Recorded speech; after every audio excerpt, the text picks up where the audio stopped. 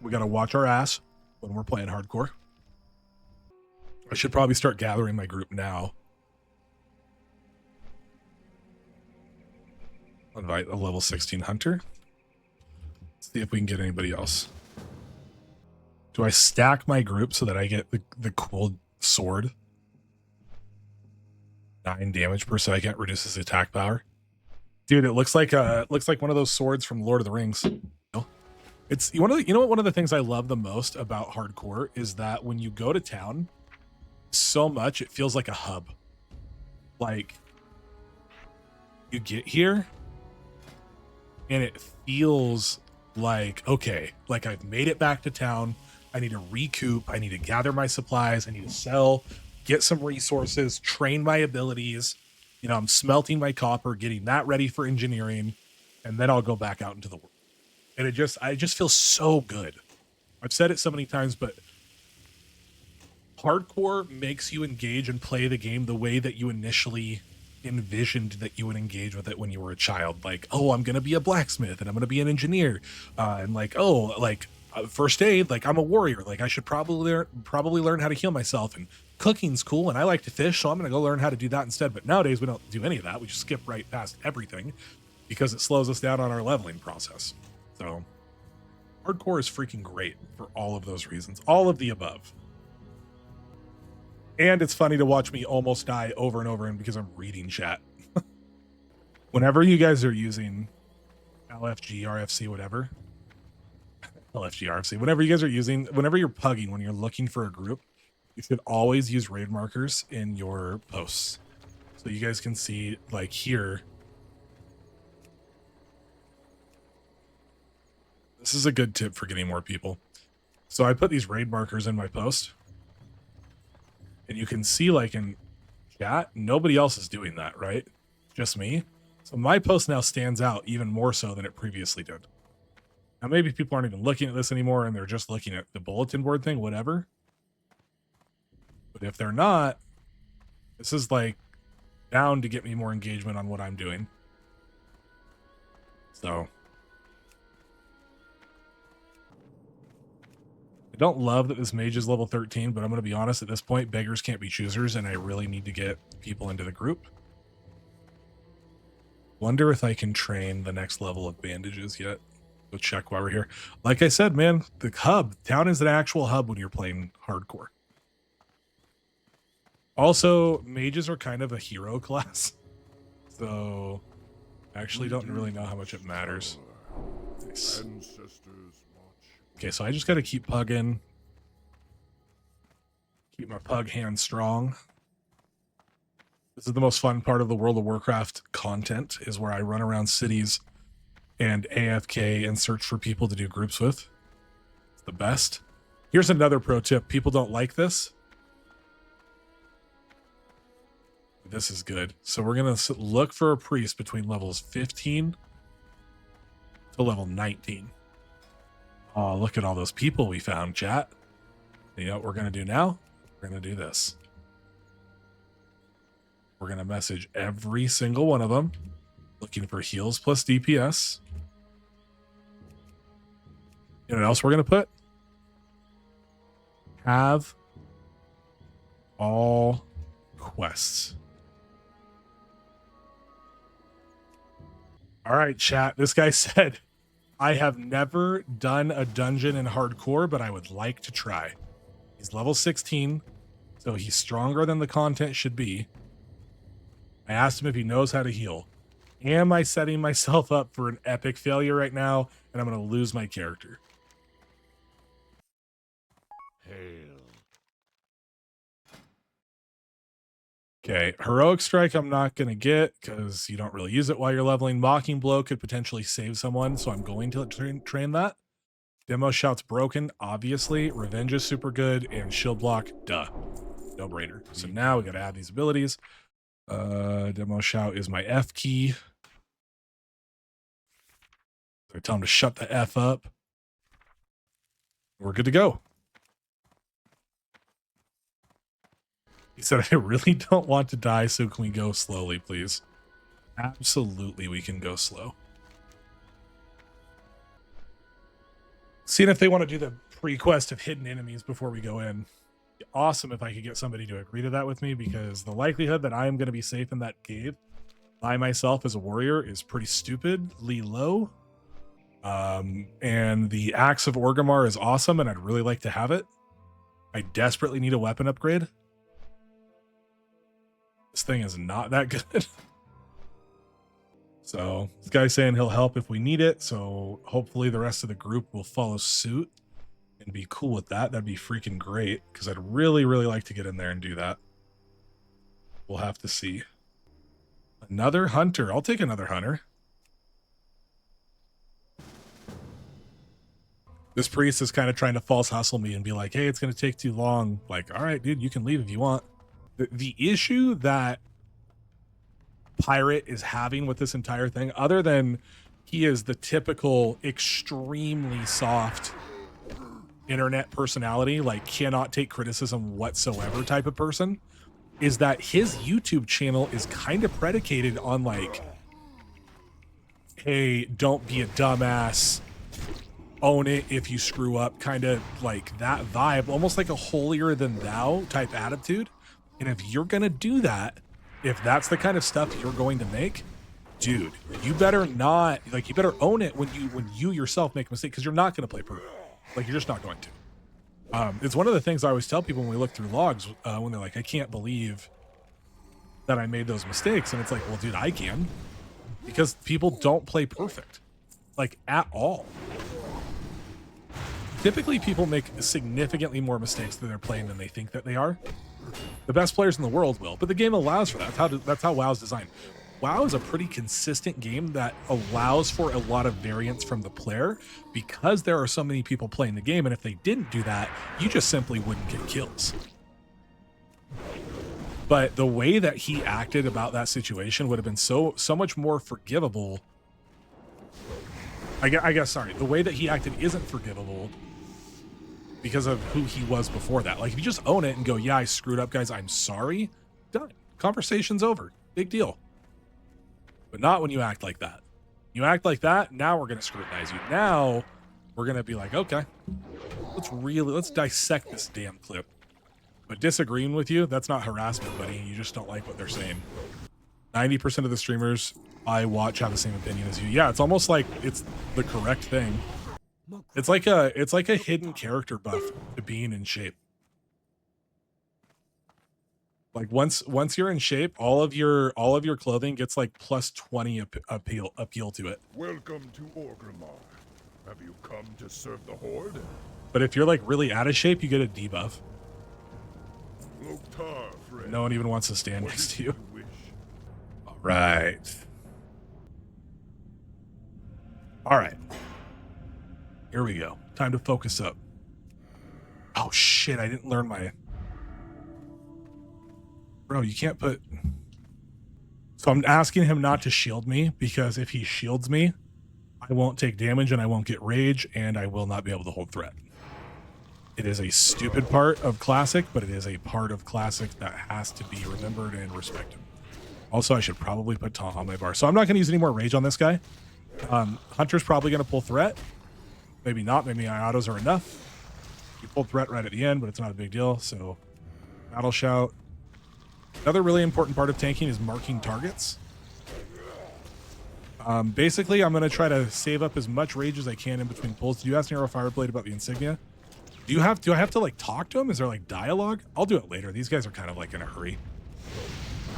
I don't want to lose my healer. Yeah, okay. I'll go back and talk to him later. That's my mistake. I haven't played Horde in a while.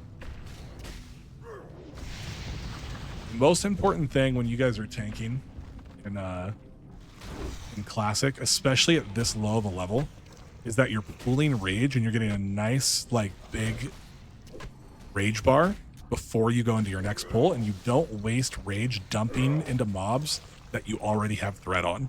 So a lot of times you'll notice what I do is I get a decent threat lead on these guys, so Revenge and a Sunder is enough to hold threat against this guy. And my threat bar is over here. You can see Grizzly, these Hunters are the closest ones to me.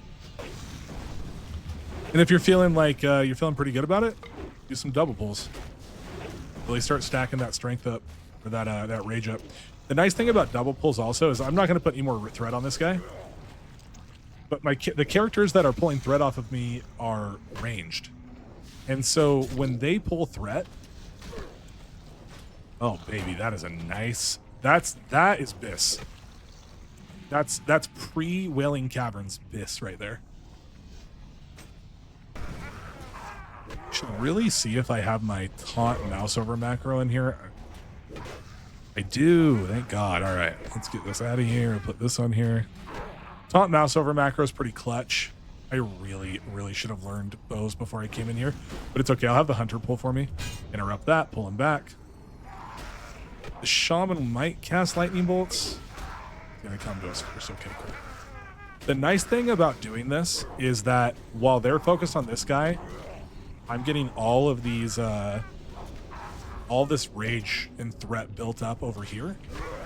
Also, I don't want to be capping my rage. That's also not good to do. So this is kind of a tricky pull, right? Checking, making sure that the priest is okay. We're probably going to get all three here. Not a huge deal if we do it the right way. A little bit of threat on all of them. We're going to mark this guy. Actually, we should be marking this guy because he's a caster. Put some threat on him. So I didn't put enough threat on this Trog here. So that lightning bolt's not worth interrupting because he's going to die before he can get it off.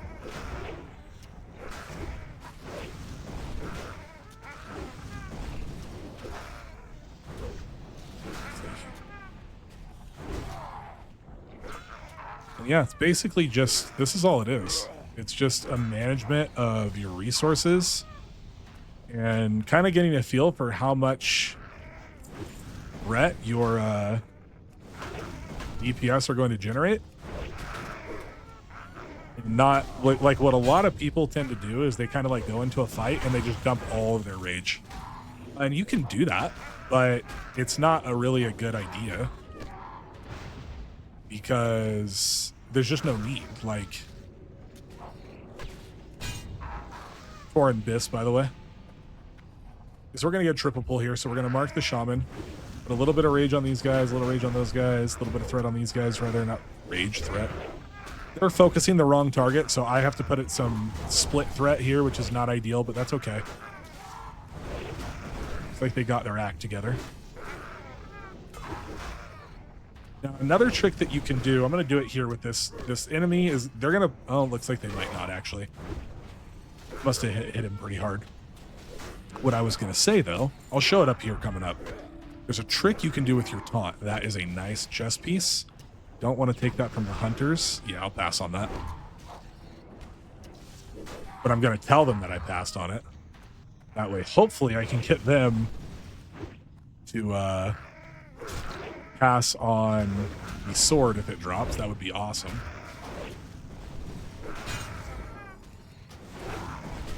Okay, so this mob over here, this shaman that's marked with skull, that might pull threat. Especially if he gets his heal off, he'll probably pull threat because he has a little more time. Okay, so he's up. So again, I didn't have to do it because they're gonna die before they get to the target. Your two jobs as a tank are to hold threat and to not die. When you talk about holding threat, what you're essentially saying is don't let your DPS get hit by bosses or by bombs. Right? What you want to avoid. So you don't actually have to have threat in order to accomplish that. We're a little bit low here.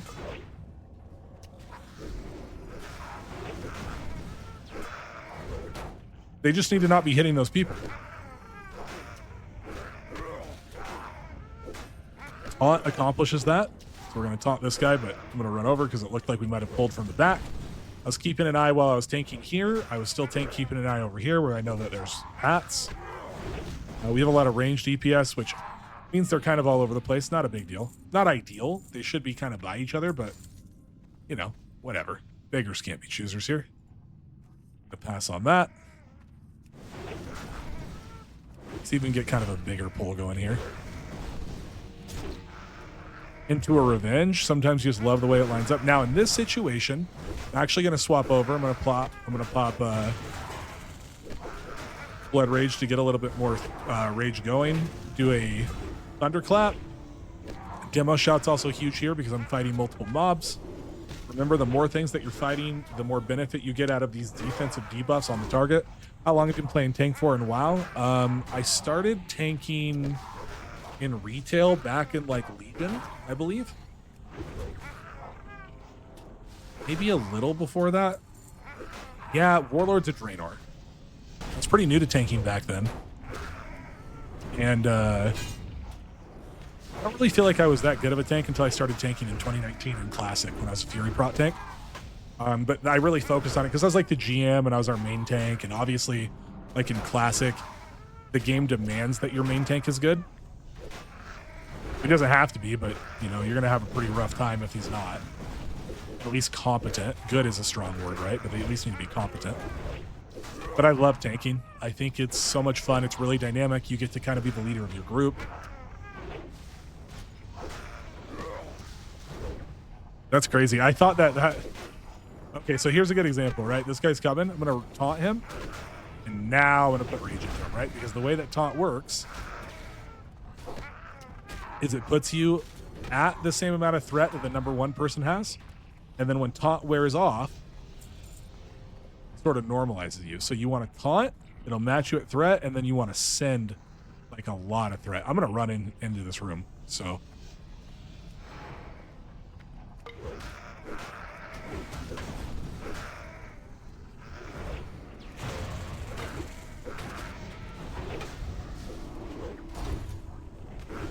I'll wait till this guy casts again, and then I'm going to try to war stomp all these guys. Boom.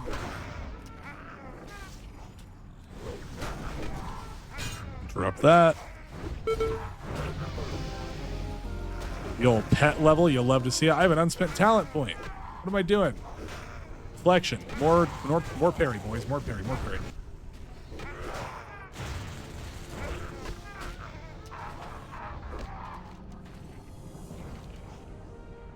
All right, we gotta go to Thunderbluff for that one. No big deal. That's my home.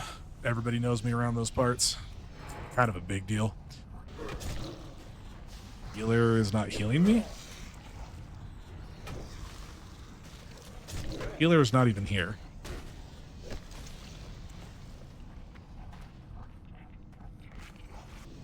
I'm not waiting. He can just keep coming. This priest I can see because of the draws distance. He's all the way in the back over there running into a wall. Wonder if he's like lagging out or something. You know, that was probably dumb. I told them to pull one of those dudes. But if they would have chain pulled that, that would have been the end of my hardcore career. Oh, these guys aren't even that bad. Are you serious? That's freaking easy money. Disworm, easy money. This elemental, easy money. Jergosh the Invoker, not so easy money. All right, Priest is back. We're in action. Okay, this is kind of a sketchy pull because this thing is padding. Got it, though. I'm going to get this guy as well.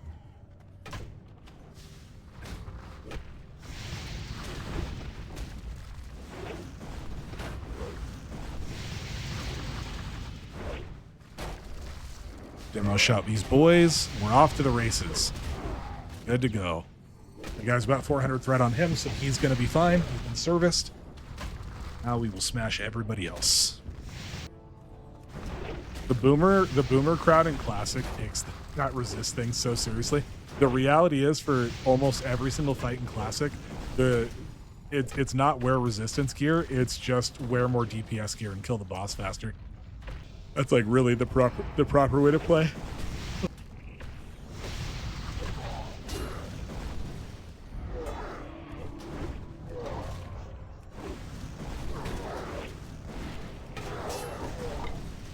Okay, so another thing that I'll do when I'm pulling multiple groups like this, you guys see on the right side, I'm going to tab target between all of these.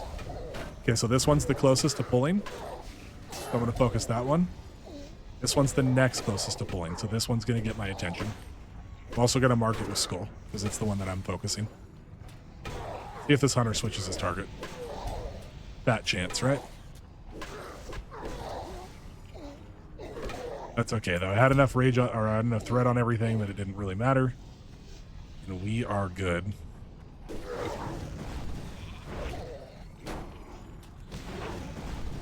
Mage is sheeping things, which is honestly a pretty heads-up play in hardcore. Like, we probably should sheep things. I should definitely have drinking that potion a long time ago.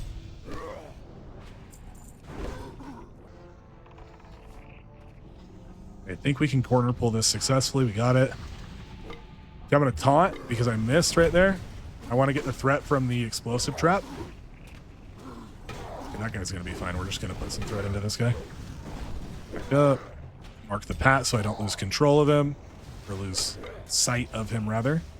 That is one of the important parts of having marks on keybinds. Super helpful to have marks on keybinds.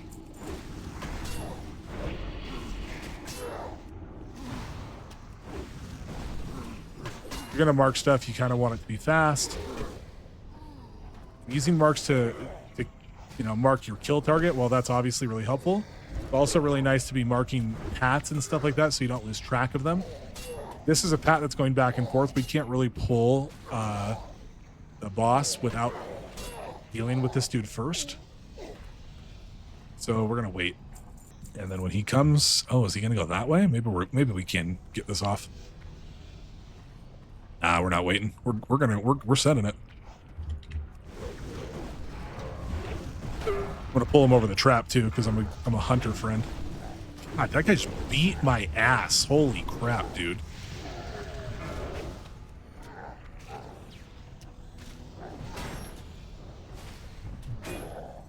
Go ahead and use some shield blocks here, dude.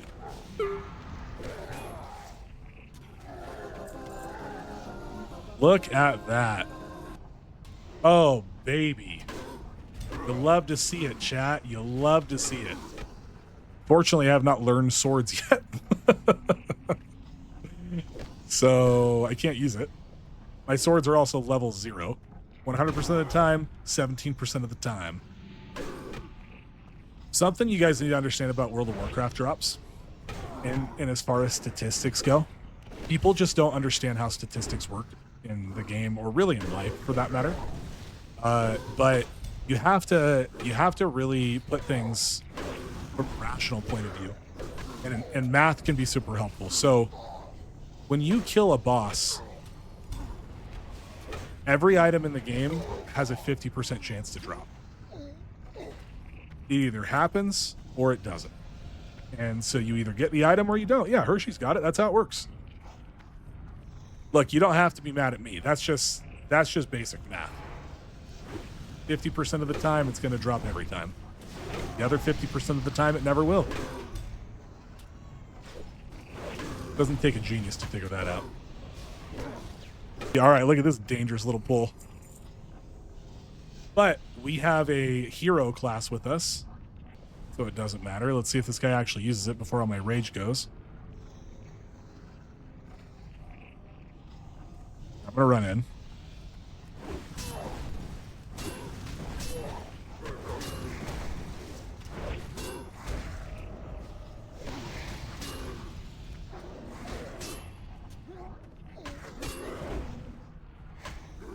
So these things have threat.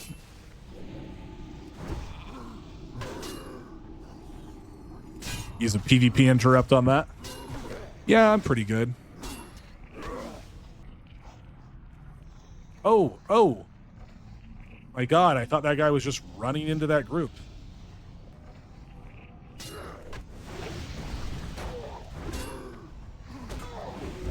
Dude, this mage, honestly, kind of based. Remember when I said, chat, before we went in, I was like, he's a little bit low, but he's also playing a hero class. A good mage can control a dungeon to a level that, like, no other class can pull off. Boz, thanks for the follow, bro. I appreciate you, man. Let's see what you get. Feeling a mongoose here. Oh, elixir of superior defense. Still good. I have to tune into your streams more so I can learn how to tank. Dude, please do.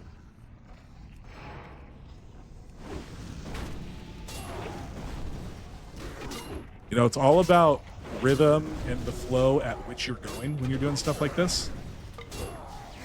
Knowing which of your abilities are the most like effective per rage. For example, like right there, I lost threat on the Voidwalker, but I didn't want to spend rage to keep threat on him, so I just taunted him and ignored him, because by the time taunt wore off, he was going to die. So I'm not concerned about it. Also, basically, anytime revenge is up, you hit revenge because it costs 5 rage.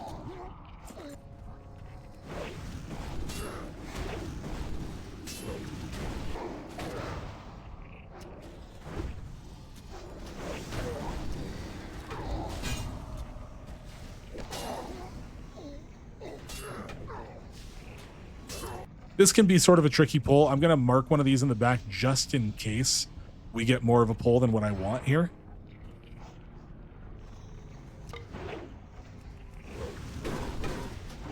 That worked out really well. One of the ways that you guys can view shield block is that it is essentially shield block and revenge is the same cost as a sunder armor as far as rage is concerned. So sunder is 15, shield block's 10, revenge is 5. However, revenge and shield block do a lot more than that. So shield block makes it so that I don't get crit. Also mitigates actually a decent amount of damage at this level, to be honest. And every time you block, and this gives you a 75% chance to block, it activates your revenge. So revenge only activates when you dodge, block, or parry. And it is the highest rage per threat ability in the game. So again, Sunder Armor, basically the same thing as Shield Block Revenge, except Shield Block Revenge actually generates more threat, doesn't debuff the target, so that's kind of a downfall, but it does give you more mitigation. Interrupt this guy ASAP if he starts casting.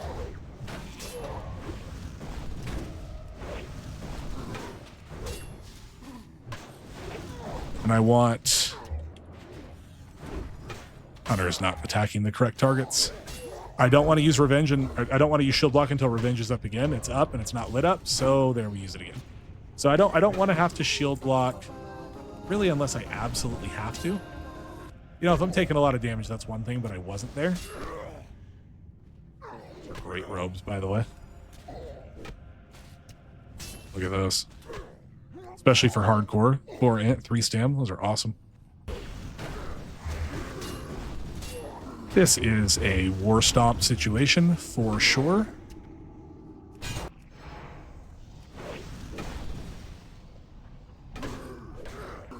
Always good, by the way, to battle shout when you're in combat.